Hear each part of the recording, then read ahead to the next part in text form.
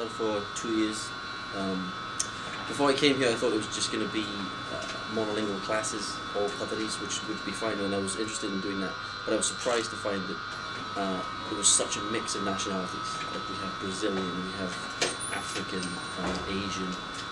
I've had intermediate classes where 16 students, every person was a different nationality, which is rare in such a traditional monolingual environment where you expect it to be one, but in London, for example, it would be normal. So that was fun. I was really happy that I got that opportunity to develop in the area of the challenges that faces. That's it. Hi, I'm Tim. I'm Alison. And we're a married couple. We've been working here at the British Council for a year. Prior to this, we were working in Spain. We worked in Spain for 1 year in Valencia, and before that we were in Korea for 4 years. So we've been here for a year and we're really enjoying ourselves. Life here as a couple is really enjoyable. Senior management have helped us settle in really well, and life's really good so far. We spend most weekends at the pool, other than in the summer. It's a little bit hot in the summer. And what other hobbies? They've got a really nice new area that they're building called the Pearl, and we really good, sometimes go down there for dinner. Yeah. And yeah, we do a lot of studying. Yeah, because we're doing the Delta at the moment. Distance Delta, we started in March. We went out to Cairo to do the orientation course, and we finish up in December, don't we? That's right, yeah. Yeah. Just 2 months to go. Or yeah. Three months to go. It's quite a lot of work, but we're enjoying it, aren't we? Yeah. Kind of. Are we? Hi, I'm Kat. I work at the British Council Doha. I've been here for a year and a half now, and I'm really enjoying it. Currently, I'm working on the off-site projects. We deal with corporate English, so some of the contracts that I've worked with are QTEL, which is the leading telecommunications company in Qatar. And basically what I do, rather than teach here at the school, I go to their premises, the call centre or the training rooms, and I actually teach their staff and help them to improve their English. It's a fantastic opportunity, and when I first started it, I imagined as a woman it might be difficult, you know, because it's quite a male-dominated environment. But actually, it's quite the opposite, I have to say. And there are more and more Qatari women in business, and I've met a lot of really interesting people. Hello, I'm Mark Whiffin, one of the network teachers here in Qatar. My family arrived in Qatar about 6 weeks after I physically arrived myself. As far as my family, I'm here with my wife and my son. My son is 6, so he started school, one of the small schools here in Doha. They are quite difficult to find at first, and sometimes you have to go onto a waiting list, but there are many different schools to choose from. My name is Angela. I've been a teacher here for 2 years now, and I'll tell you a little bit about accommodation here. The British Council provides us with flats. Some of us have 1 or 2 bedroom apartments. A couple of people have small villas if you're lucky enough to find them. We don't have to pay rent, it's covered, and bills are minimal, so that's a real advantage. The quality of the flats is high. My flat is quite swanky. It's a bit like a hotel, but cosier. We also have, and most of the apartment blocks or compounds have sauna, swimming pool and gym, which is great. So all in all, it's very comfortable, and it's one less thing to worry about really, and pay for.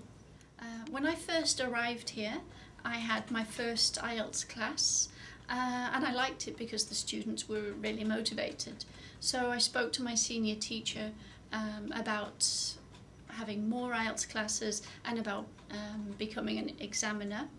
And a couple of months later, I was trained up to be an examiner. Since then, I've done a lot of examining on Saturdays, which is a welcome addition. Salary's good anyway, but IELTS pays very well. I've enjoyed it because it gives it's a different direction to cutting edge, let's say. It's something different. I'm glad because I can put it on my CV. It's helped to develop me as a teacher and as a professional in a different direction. Hi, my name is Mariam and I'm a teacher at British Council Qatar. I'm going to talk about teaching Qatari students. Well, one of the things you have to remember is that this is a Muslim country and Islam plays a big part in their lives. So one of the things you have to be careful about is how you dress when you walk into the classroom. Make sure you're covered and comfortable. You're not showing too much skin. Other than that, there's some taboo subjects that you wouldn't talk about, things like alcohol, clubbing, maybe having a relationship before marriage and things like that. Qataris tend to be quite hospitable once you get to know them. So just enjoy and have a good time. Yeah. Hi, I'm Alan. I'm a new teacher here in Qatar. I've been here for about 3.5 weeks now, and I just want to share my experiences of first arriving. First arriving impressions were very good. I was met at the airport and escorted through visa procedures, etc.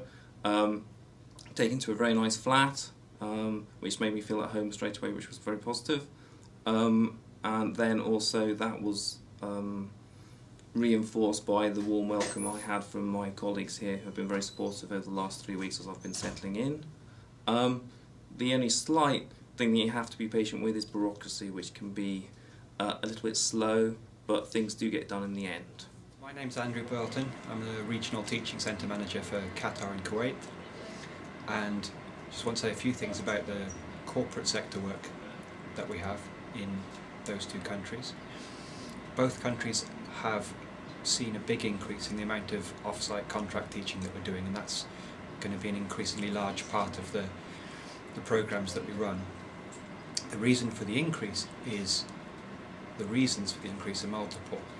We have nationalisation programs right across the Gulf area, which mean that governments oblige companies to employ a certain percentage of local nationals. In Qatar and Kuwait that's about 70%, which means that there's a big change in workforce, a lot of local nationals coming in, and not all of those people have sufficient English skills to be able to operate effectively in a more international environment. They're investing heavily in the service sectors to try and diversify the economies away from a dependency on oil and gas. As a result, we are seeing an increasing amount of work with corporate sector clients, some of which is quite general English based, but an increasing amount is also quite specific and ESP based.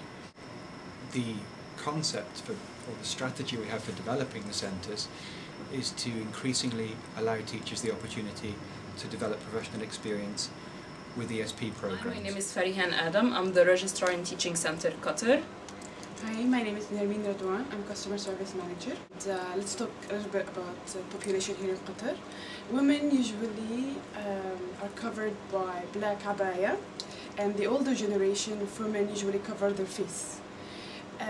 Talking about men, mostly all of them wear white, usually silk soap. Yeah. Because of the culture, students are not used to mingle in the class and do normal mixed activities, so teachers do respect that in the class.